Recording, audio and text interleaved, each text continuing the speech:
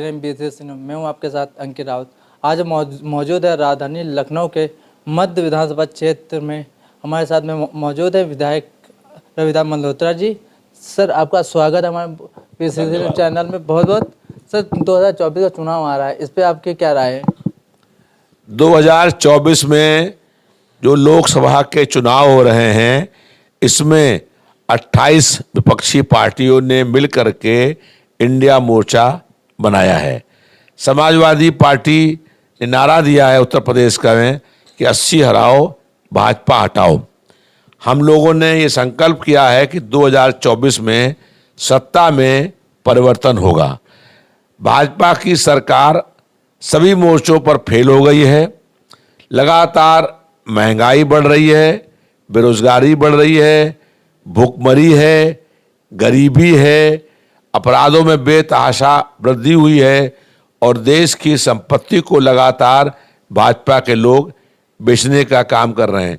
सभी मुद्दों पर नाकाम, असफल भाजपा की सरकार जनता को मुख्य मुद्दों से भटकाने का काम कर रही है।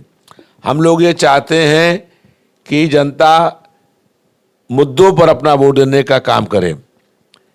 भाजपा की सरकार में लगातार पहले कहते थे 10 साल पहले कि हम देश नहीं बिकने देंगे। आज LIC बिक गई, बैंक बिक गए, रेलवे बिक गई, एयरपोर्ट बिक गए और बाकी सब कुछ बेचने की तैयारी है। 10 साल पहले कहते थे कि हम महंगाई को कम करेंगे। महंगाई कम करने के स्थान पर महंगाई में बेतहाशा वृद्धि हुई है।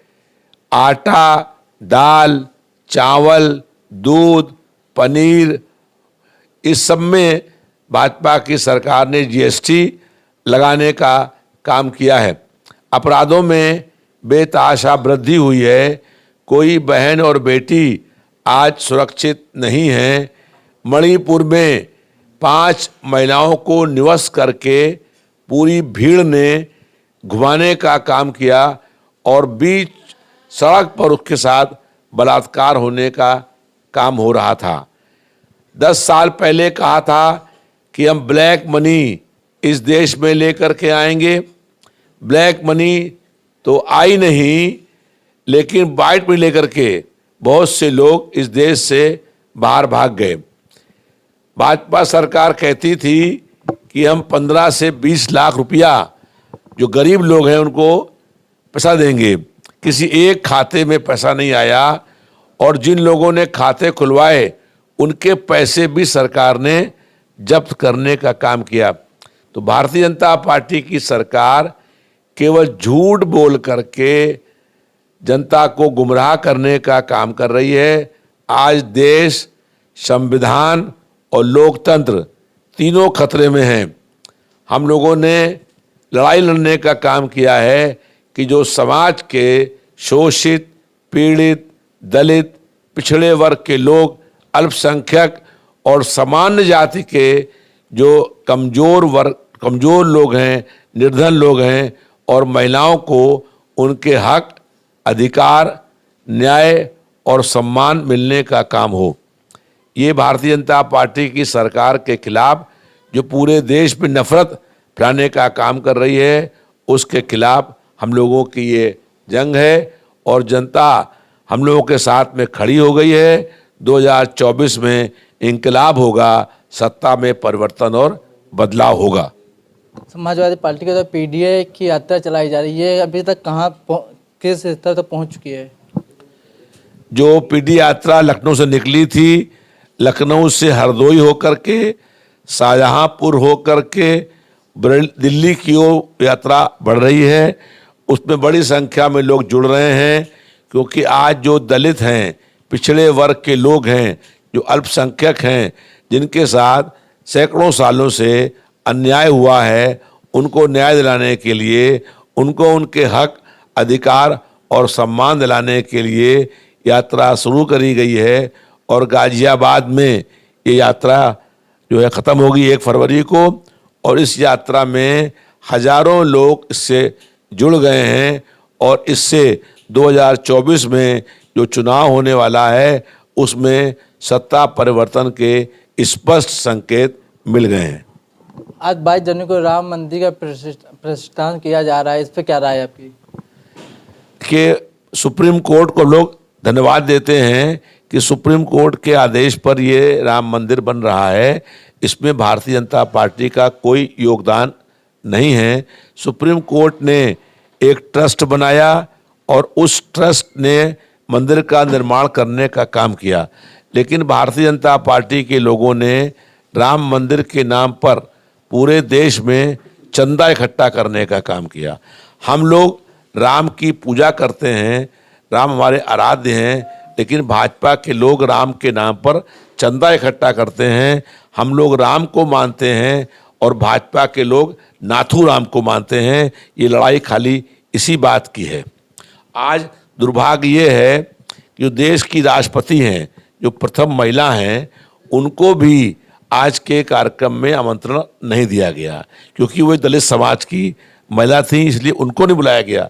तो भारतीय जनता पार्टी के लोग जो हैं वो केवल नफरत फैलाने का काम कर रहे हैं और हम लोग इसके खिलाफ लड़ने का काम कर रहे हैं। हम लोग ये चाहते हैं कि सभी धर्मों का बराबर से सम्मान होना चाहिए।